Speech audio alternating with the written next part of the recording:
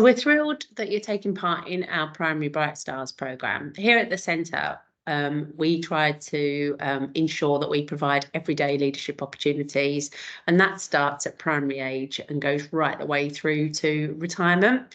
So Bright Stars has been running for 10 years now, co-created with local businesses and schools to give primary school pupils opportunities to build links with their local employers, meet positive role models, and actually provide them with leadership opportunities, building their confidence, building their self-belief, working as a team, and also making a difference in their local communities. What is Bright Stars? So it's won lots of awards, which is fantastic. It's run by us. We project manage it, and it's all about helping businesses to connect with local primary schools. How they do that is they work with a group of school pupils to develop a little mini social enterprise. So it's the making a profit, but also it's about making a difference. So creating a business that has a purpose. We've had a load of businesses take part in the Bright Stars programme before, and we're thrilled now that we can actually run 2 programmes per year to give schools and businesses a little bit more flexibility in terms of the winter programme might link to some of the Christmas activities, and then the spring one, which is in the April time, might link to different things that the school have planned as well. We're thrilled that it's funded by local businesses, and we also have some other sponsors and grant funders as well that have enabled us to grow the programme and to offer this more opportunities to more young people and to the businesses as well. We'll work with every school and business to ensure that you get the most from the Bright Stars experience. We offer training as well, so we've got a How to Talk to Tiny People session for the business mentors on the 5th of October at 10 o'clock, and we'll also provide support at every stage as well. We'll check in on you, we'll see how everything's going. We've also got a whole pack of resources and lesson plans, and we'll talk through that in a little bit later in the presentation. So Bright Stars key dates. We've already matched some schools and businesses, and we'll continue to do so right up until the trading starts, which will be on the 16th of October. That's when the schools will be able to start using their £50 and spending that to set up and invest in any resources that they might need to kickstart their social enterprise. So you'll get that introductory email from the schools introducing you to the business mentors, to have a date for the business to come back and meet the children, introduce themselves and introduce the Bright Stars concept. Now that can take place between now and the 16th of October, or that meeting with the children can start the week commencing the 16th of October. And trading closes on the 11th of December. And then you'll all break up for Christmas, for that well-earned Christmas break. We're going to get back together, announce the winners on the 10th of January, and then we're going to have a big online celebration event to celebrate everybody's successes on the 25th of Jan. So the other date to put in there, as I said, is the Friday, the 13th of October, 1:15 till 2:15, when we will be doing the live Q&A with a leader and a managing director of a successful social enterprise. More details to follow. When COVID hit, obviously we had to change the scheme to fully virtual. We take a lot of learning from that virtual year, because some of the support, we know that face-to-face is what the children really want. So we always say that the face-to-face meetings at the start, meeting the children, kick-starting it, introducing yourself, should always be face-to-face. And we recommend at least 3 face-to-face meetings, but some of them could be virtual, and some of them could be the person and the business mentor in the school dialing into the MD or some of your teams that might be outside of Cumbria. But they can meet as many people as they need to meet.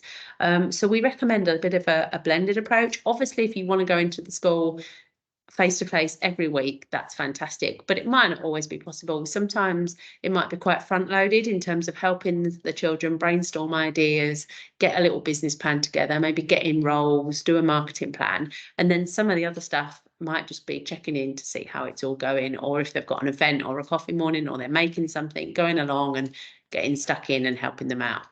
As I say, what we ask for really from the businesses, from your point of view, we thanks so much for actually getting involved in the Bright Stars programme, For the businesses and actually the schools, on your forms that you fill out, we just ask a couple of questions in terms of what you're hoping to get from the Bright Stars programme. And then we kind of ask that again at the end, and we can give that back to some of our funders and our corporate sponsors, just in terms of measuring some of the impact. After you've had that introductory email, we encourage you to sort of meet with the teacher that's leading on it, then meet the children, and then help them along the way create, approach it like they would a business. Talk about what a business does, talk about your business, what's your role, maybe help them get into roles, help with a marketing plan, help with a business plan. And if you've got a marketing manager, bring them in. If you've got a project manager in your business, bring them in. Bring in people that you know from your business connections, and really sort of make it fun and enjoyable for the children. I think children really get a lot from meeting local business role models and understanding a little bit more about different careers and job roles and things like that. And then when it all finishes, we will get back to you all just to fill out a few more questions, which is our survey. And again, we just need that to make sure that we can send our funders and just see that the programme's having the impact that we hope. So some ideas to get you started: avoid the sponsorship routes. So try to avoid an individual going off and doing a cycle ride or a sponsored silence and things like that. Approach it like you would in the spirit of the social enterprise competition, the setting up a business with a purpose, something that they want to make better in their local community or for their school. It could be that you're looking to get the community more involved in your school. One school created a community cafe that promoted togetherness and actually brought in the community for coffee mornings and sold cake and had a little stand and made produce and things to sell. One school wanted to spread messages of positivity, and so they made tie-dye t-shirts with positive messages on them, and then they sold them. You might want to add healthy eating. It could be making smoothies. It could be producing a really healthy, family-friendly cookbook. There's all sorts of ideas that you could use. A community garden for your school to improve mental health and well-being for the children.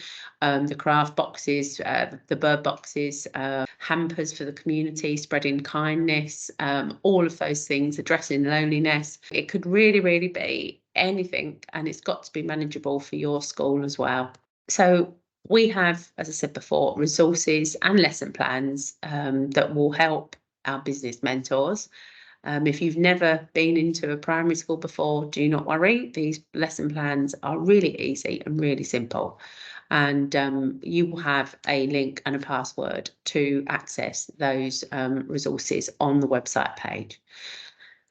I think that the one to start off with, which is really great, is introducing yourselves and what your company does and how you feel you're going to help the children.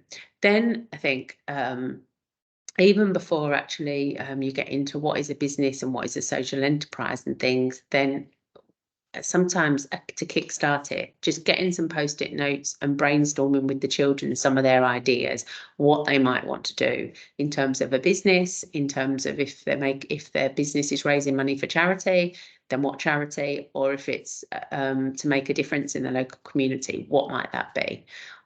So there's a mind map and template that you can use, or just good old-fashioned post-its around a room that you can then talk around and see if there's any common themes. So I think at that point we're promoting the fact that it's important to listen to everybody's ideas. There's no such thing as a silly idea, and to sort of like really think big, and then you can funnel those ideas into creating their little mini social enterprises. And that's when you can talk about, well, what is a social enterprise, and how should we approach it like a business? What is a business? And so there's lots of those plans there. And then we've also got setting up. What do they do to set up their social enterprises? What job roles might they need? You don't have to, but potentially we've had in the past that the children get into groups, marketing department, finance department, or rotate round. Someone might be the MD, someone might be a project manager, and they can apply for those roles if they want, or do a classroom vote. Or you might just not decide to do that and everybody just works together. It's really up to you.